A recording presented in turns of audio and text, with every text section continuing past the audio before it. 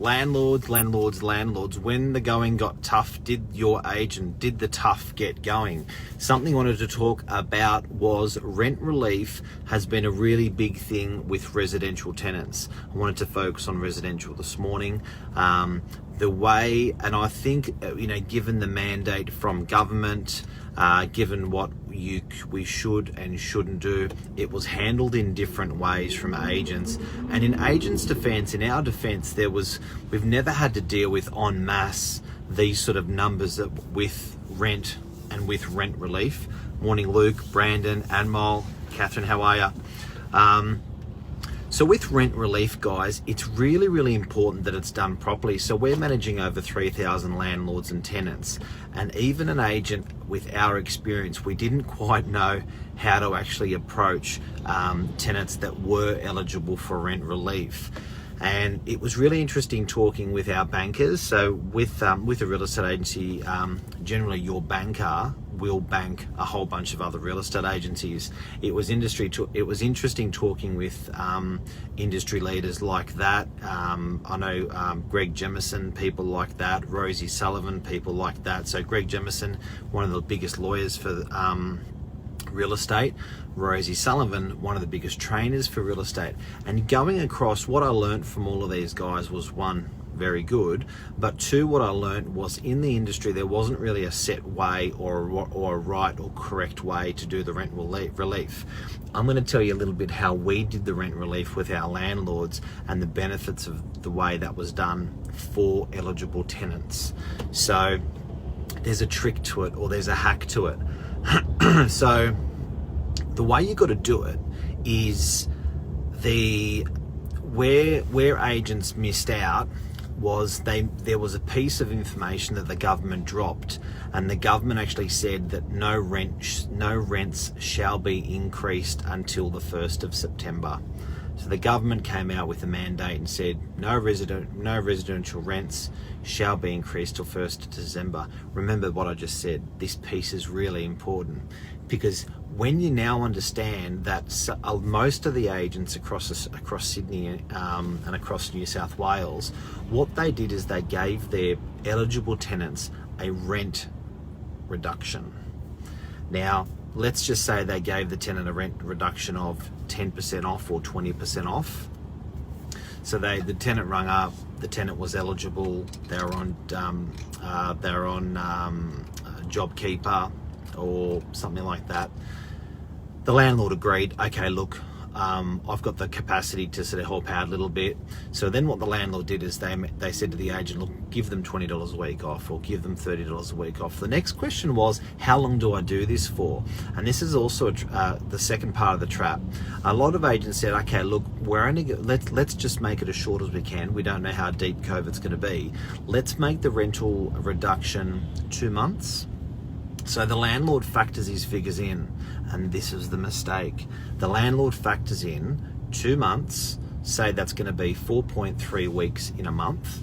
That's going to be 8.6 weeks over 2 months. 8.6 weeks at $30 a week, here's my maths, is about $250, right? Whatever the figure is, whether it's whatever the percentage of the dollars, I just want to give you an example. Don't have a go whether you think it's fair or not fair, that figure, but I'm just giving an example to do the math. This is the trick. When that 2 months is over, guess what? 1st of September. So the landlord agreed to do a 2 month rebate to the tenant. 2 month rent reduction to the tenant, but now the landlord can't put their rent up on their tenant until the 1st of September. So where it was agreed to 2 months, the law was 6 months. That's a trap.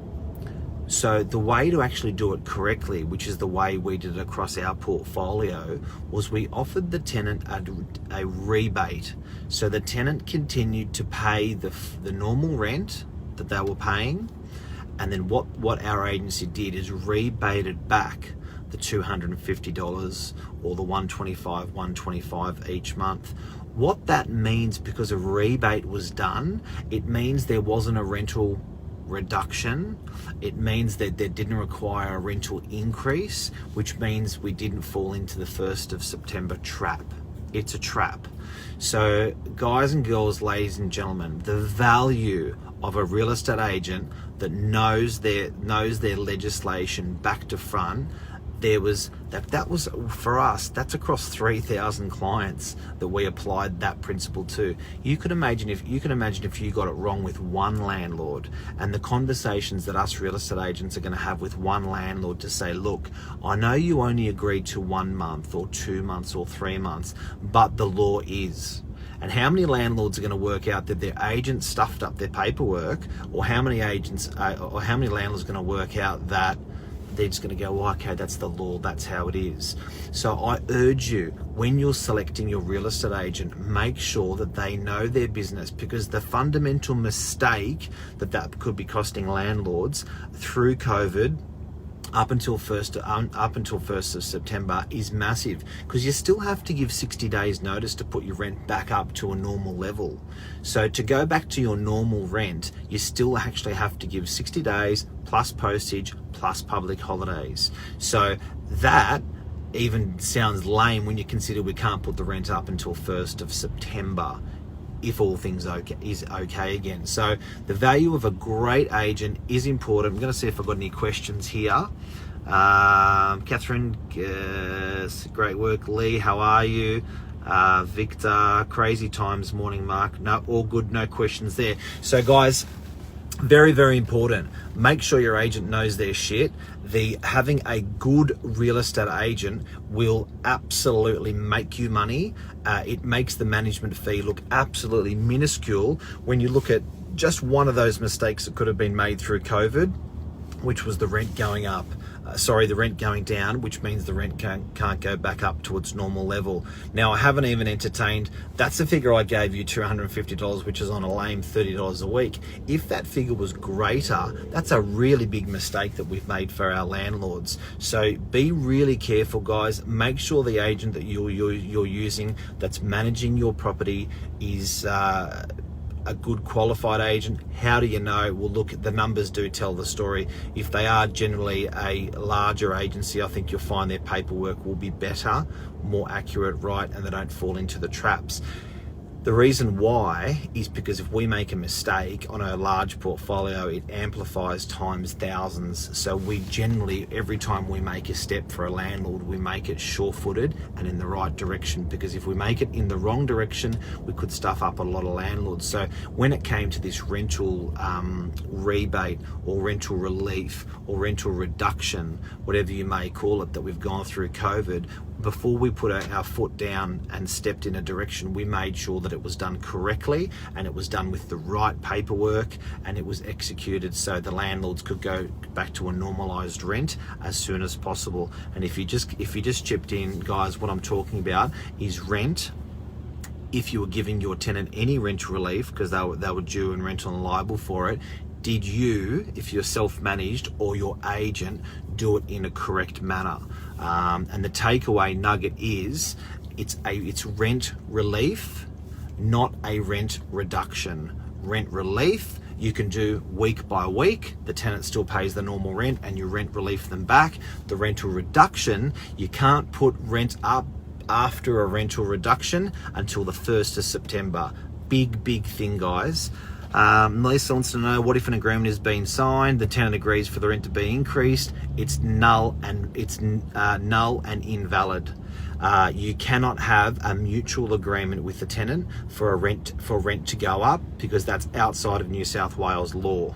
So there's a great example. People can sometimes think, not assuming that you're saying, oh, it's a great question, Melissa, I'm not assuming that you've done it wrong or right, but I'm saying that by mutual agreement, if a couple mutually agree to break the law, it doesn't mean that that's the law. The law is 1st of September, you can't put rents up until then due to COVID. So if you want to normalise your rents, that you've given rent relief for a 60-day period or 90-day period now, you have to give them a 60 days notice plus postage and then you have to give, and plus public holidays, and you can't start putting rent up until 1st of September. An interesting one is, does that mean I can't serve a notice until 1st of September plus 60 days?